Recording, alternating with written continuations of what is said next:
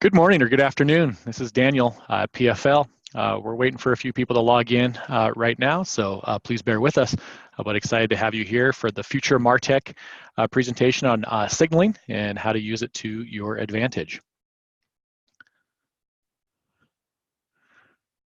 Great, that counter is just rolling up in terms of number of participants joining the webinar here. So we'll get started in just a few minutes.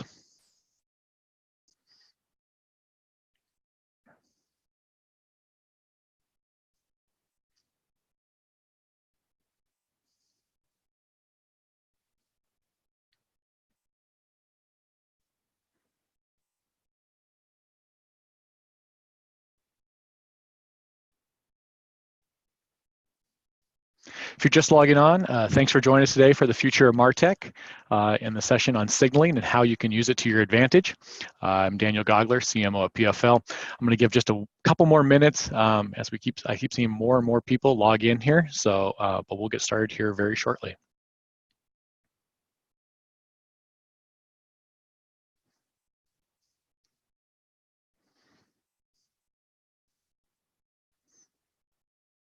All right.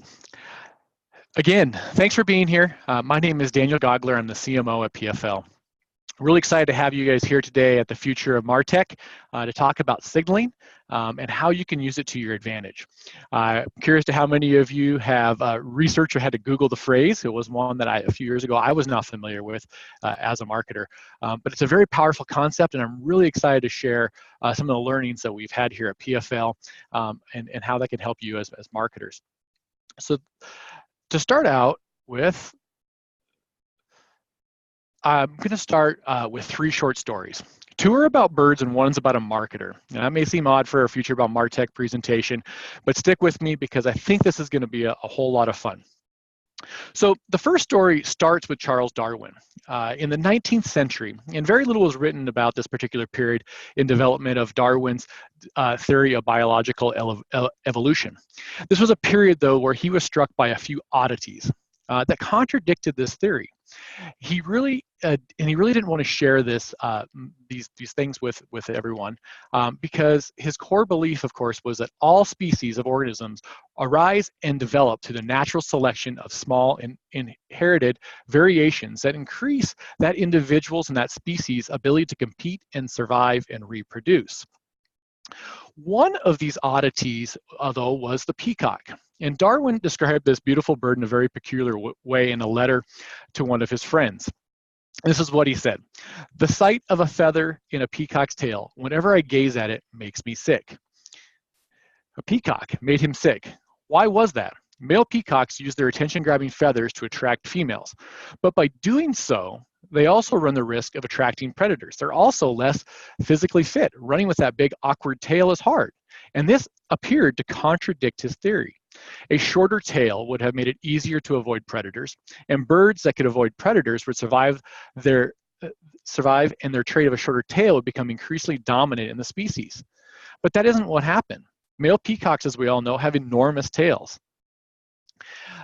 But the peacock wasn't the only example that really troubled Darwin. Which brings me to my second story, and this is about the male bowerbird. And this is an Australian bird that you've probably never heard of, but the bowerbird invests thousands of hours building these extravagant nests. And he carefully lays every straw and arranges fruits and berries and other colorful trinkets from trash to anything he can find to create a masterpiece, which is really just a lavish bachelor pad, if you will. It's all designed to impress the ladies. Again, a seemingly contradiction of survival of the fittest. Surely birds that spent less time nest building would have a better chance of finding food necessary to survive and, of course, find a mate. Years later, Darwin's conundrum was answered in 1975 by a biologist who developed a theory of costly signaling. The theory states that costly signals are harder to fake, and therefore they are more believable. And the more you spend on signals, the more believable you are. In the bird world, the ability to survive despite a cumbersome tail or hours spent nest building conveys this genetic fitness to potential mates. And these traits are attractive, regardless of the other obvious issues that these genetic traits stay in the gene pool and thrive Well, less fit specimens who don't have the time available or to build the lavish nest or have small tails fail in the gene pool simply because they can't find mates. So what does this have to do with marketing and why you're all here today? Well, research shows us that humans respond very similarly to these unlikely signals too. Women tend to find men who perform risky behaviors, like primitive young men hunting large game animals or spiritual rituals, more attractive than those who carve faces into palm trees, for example. If we have an inherent bias to respond favorably to costly signals, then why can't brands take advantage of that? And so this brings me to my third story about a marketer. And this will be my opportunity to help connect the dots on how this all makes more sense for us here today. So to start the story, I'd like to introduce you to Colleen Zott. She's one of the most successful writers in the infomercial industry, and for good reason. In addition to being a top infomercial script writer for well-known brands like NordicTrack, Bose, Sunsetter Awnings, and Troy-Bilt, she also created a call to action that shattered a 20-year sales record for the home shopping network. I think it's fascinating, the infomercial industry, by the way, like Bose, like I never thought of as that's how they really got their consumer start, but that's beside the point. So Colleen tapped into a signaling strategy that changed the motivation of millions of consumers and is widely used today. The primary call to action in the infomercial world had always been to show a phone number and then tell people that someone would be there to take their call. But what's the image in your mind when you hear this call to action? Operators are standing by. Operators are standing by. Well, this request is polite and it indicates the audience that their call is welcome. This is probably what you imagine, a room full of bored and inactive operators. Can anyone guess the phrase she might have coined? If operators are busy, please call again. If operators are busy, please call again. Now, instead of these bored and inactive representatives that you might have imagined, you now see busy operators going from one phone call to another phone call without a break. Your perception of the popularity of the product has just changed. There was a chance that you might not be able to get this product, that it would require more effort or cost, or you have to pay the company more money for the privilege of owning this product. It's quite counterintuitive. By telling you that this experience is going to be hard to get, she changed your perception. These 7 words allowed Colleen to motivate millions of people to change their behavior by telling them what they're about to have, that they're about to have a crappy experience trying to buy this product. Colleen changed the perception of how popular that product was by sending this signal, that the product was so popular it was going to be difficult to get. So how do we apply this in marketing? Well, first, let's step back and take a deeper dive into what this strategy looks like, the theory of signaling. Preceding the 1975 research that identified the rationale for why the peacock and bowerbird could survive in the gene pool, a year later, an economist named Philip Nelson published a landmark paper titled Advertising as Information. Here, he conceived the idea that the act of advertising is information in and of itself. The act of advertising is information in and of itself. This concept leads us to fascinating areas of thought around advertising and the economics, and it gave rise to this concept known as signaling. Simply put, the very fact that a product is heavily advertised, regardless of its message, is evidence to the consumer that the quality of the product is high. Nelson got to this point by delving into an informational view of advertising and asking, how exactly does an ad convey information? And does an ad convey information even when it's not explicitly verbally stating the fact that expensive advertising works? But what it found is that it's how we feel. And when we see a brand or product that is heavily advertising, we make assumptions about the product and about that brand and how it is doing in its place in the marketplace. This reasoning is key to understanding why companies like Apple, Coca-Cola spend huge amounts on creative and buy some of the most expensive advertising inventory. They're signaling to the market that they are successful and that their products are worth a premium because of that success. Arguably, the notion of a peacock using its feather to signal its strength to potential mates is the equivalent to an advertiser buying expensive advertising to communicate the strength of their brand to their potential customers. Few companies have the budget that Apple has, and the key point here isn't that we all need larger budgets, although I'm sure none of us would complain about that. The point here is that there are intrinsic qualities that all of our marketing efforts signal the value of what we're really trying to communicate.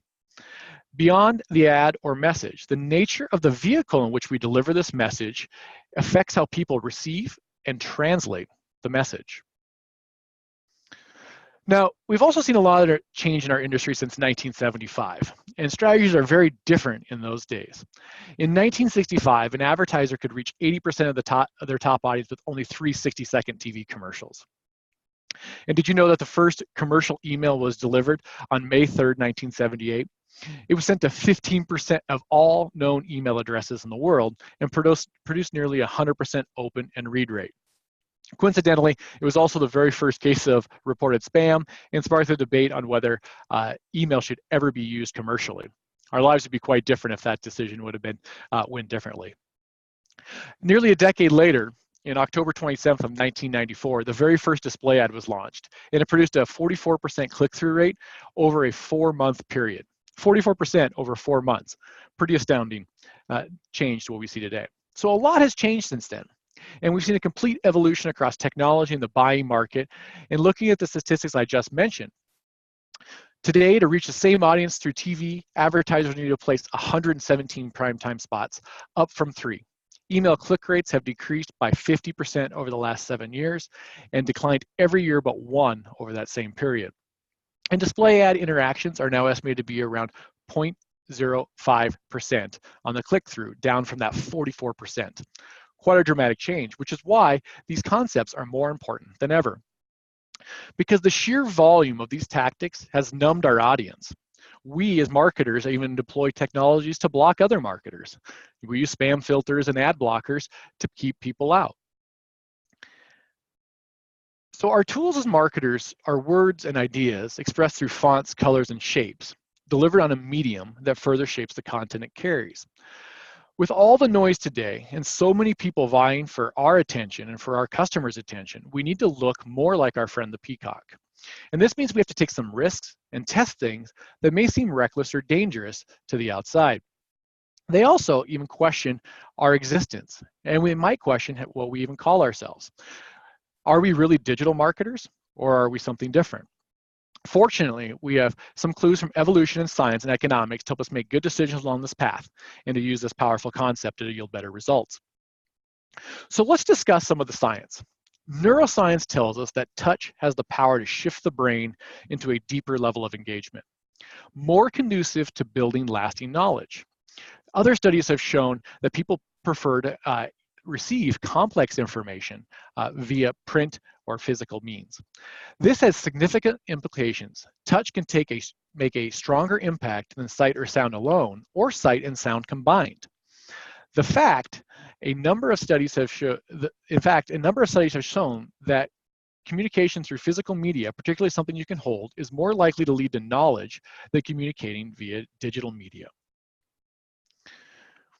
Touching things with physical attributes signals that attribute to us. And what's interesting about these studies is it showed that objects that were heavy, light, hard, soft, rough, or smooth made people rate others more highly for those same characteristics. In one study, when an interviewer had a resume attached to a heavy clipboard, they rated the job candidate as more solid. Interestingly, it did not make applicants seem more honest or likable, just more solid or more gravitas. Why do physical qualities like weight, texture, and warmth create a sense of delight? How do they affect memory and comprehension? And what makes a brand unforgettable? It's the power of the non-visual signal that is delivered, or the visual signal that is delivered through those ads. The fundamental message of these studies is that what we touch shapes what we feel, that changes perception of us both consciously and subconsciously. And the implications of this for marketers are very, very profound. So marketing works not because of the obvious message, but because of the signal it sends to us. I'm going to repeat that. Marketing works not just because of the obvious message, but because of the signal it sends to us. Marketing that uses signals more than lectures owns the heart and mind of our customers. Marketing that makes us feel something compels us to buy something. And these signals can be sent through fonts, colors, shapes, and words, but the medium in which it's delivered is frequently forgotten. So let's jump into a few examples of how this is being done. So the first example is no stranger to many of us, and it's hard to find anything more familiar than what Apple's done. And we already discussed how they buy expensive media to send us a signal, but they certainly don't stop there. Signaling is clearly part of their strategy and their brand, but it might be not the only reason why we're all guilty of paying too much for an overpriced phone or overpriced Apple device. And one of the things that they do is they spend a lot of energy and effort on the packaging. They focus on the feel of the package, it's soft and smooth, to even the weight of the materials. And it's rumored that Apple engineers belabored over even how the box opens. It couldn't open too fast or too slow. I'm sure that many of you can still remember that feeling. You have that new product in your box, you take off the shrink wrap, you're holding it, you feel the touch. And as you go to open it, the box opens slowly. You almost kind of have to shake it and kind of pull it apart. You can kind of feel this vacuum effect, and then it gently pops open. It elicits a feeling, and it changed your perception of that product. The engineers knew that it had to be the perfect speed. It couldn't be too fast or too slow. If it was too slow, it created aggravation and frustration. If it was too fast, it didn't convey that signal of the quality. They did this to let you know that you have just purchased a highly engineered product and that every detail has been taken into consideration. Now, I have to ask as well, how many of you still own a box for a device you no longer own? I'm guilty of this. The box is so nice and so well engineered, we actually see value in the packaging that our device came in. So let's jump into maybe a more applicable example for many of us, not just if you are sending a product. And so this example is from a PFL customer called Proofpoint. And these guys did a great job in the design of their direct mail to significantly impact the brand perception that the recipient will have, because they know the recipient touch and the message they send will change the perceptions both consciously and subconsciously. In this example, Proofpoint triggered a send when an executive title is updated on a target account. The kit congratulates that content. It gives them a little ego boost, which sends a signal that Proofpoint knows who they are, and clearly explains how Proofpoint can help them overcome the challenges that they will face in their role. So they're sending a signal right away with their messaging as well. It also uses a soft touch coating on the package exterior that elicits feelings of comfort, which we all want when it comes to cybersecurity, and luxury or exclusivity, which speaks to the C-suite audience that this kit was designed to go to. And the pure weight of the box signals strength in a solid solution. All of these careful considerations, design, messaging, and timing, helps Proofpoint see phenomenal results. They saw over a 16% response rate, which was a 4x improvement over previous results for a similar campaign.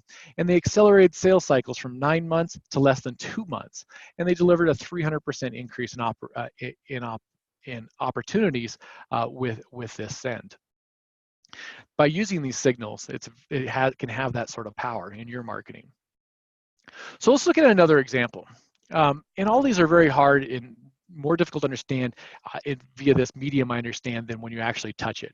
And at first glance, this one looks like a nice box. It's well branded, but when you pick it up, there's an interesting connection. And it ties back into who this company is. The company is Databricks, but you might not be able to see the logo real well, but pay attention to the name Databricks. And between the weight of the package and the company logo, Databricks did a great job of sending a subliminal message. And when I received this box, I assumed that they sent me a box full of bricks or something. It's so solid and heavy.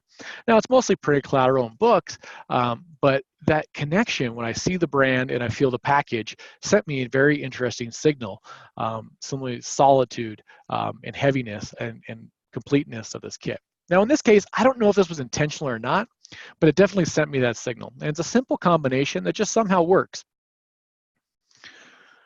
Okay, so here's another example from a HR software company, Jellyvision. They send a direct mail package to their HR champion personas at their target accounts to introduce a new product.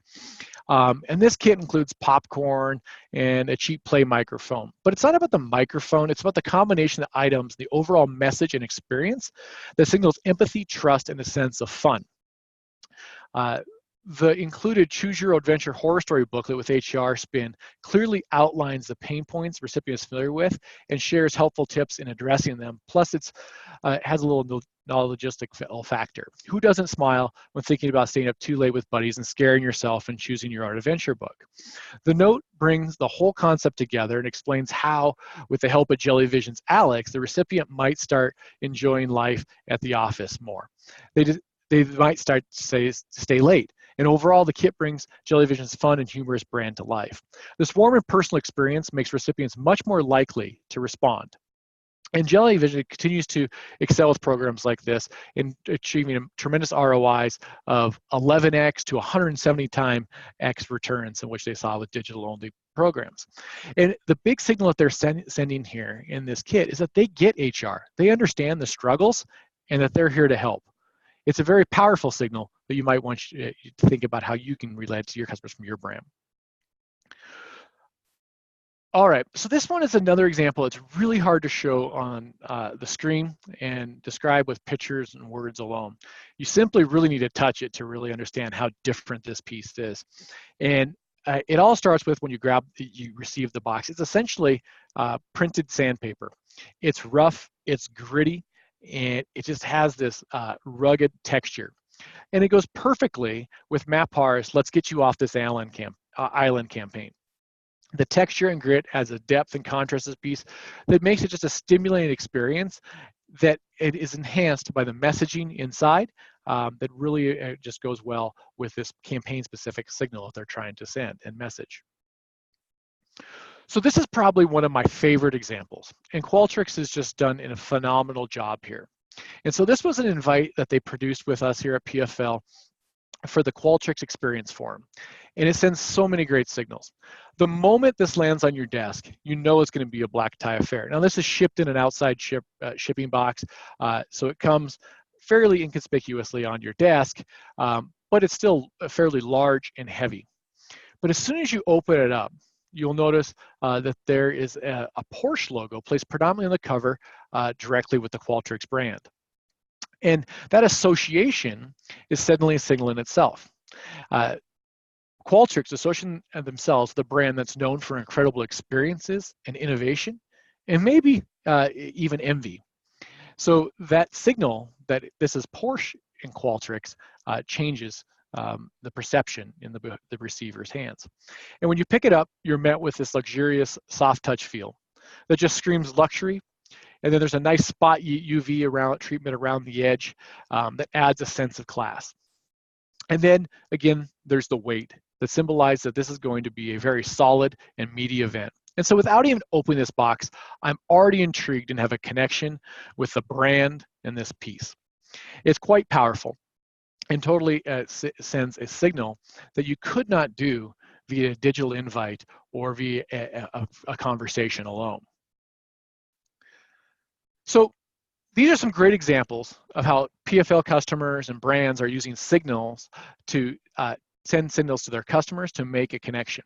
It might not be easily explained, but the combination of great design, messaging, and utilization of the medium that can be held and felt is clearly working.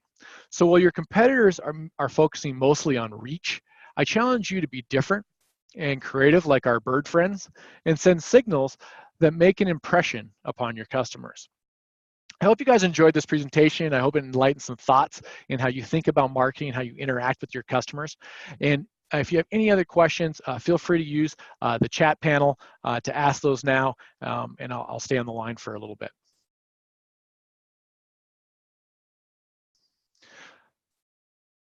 So one question coming here is how does PFL help brands send their signals? And how we can make that happen. So in short, PFL has marketing technology that integrates with your marketing automation platform or CRM, and we allow you to use the data resident in those platforms to trigger physical mail, direct mail, tactile touches, just like you would an email. So you can send one or multiple pieces all at once. And so we have customers that could make it completely behavioral based and send one or two pieces maybe a day or a week to customers who do large batch campaigns. But PFL, it's full service. We're vertically integrated, so we are the manufacturers, the producers, and we're also part marketing agency, so we'll help you design those kits and develop that experience that you're looking for.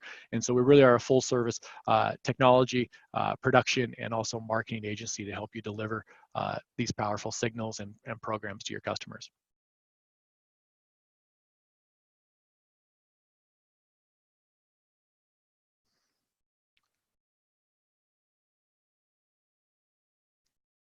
Awesome. Well, if there's any other questions, please feel free to contact me directly. You can find me on LinkedIn, or my email is just daniel@pfl. And I'm always happy to engage and talk about how brands are using these physical mediums to create this signal and connect with their customers. Thank you very much.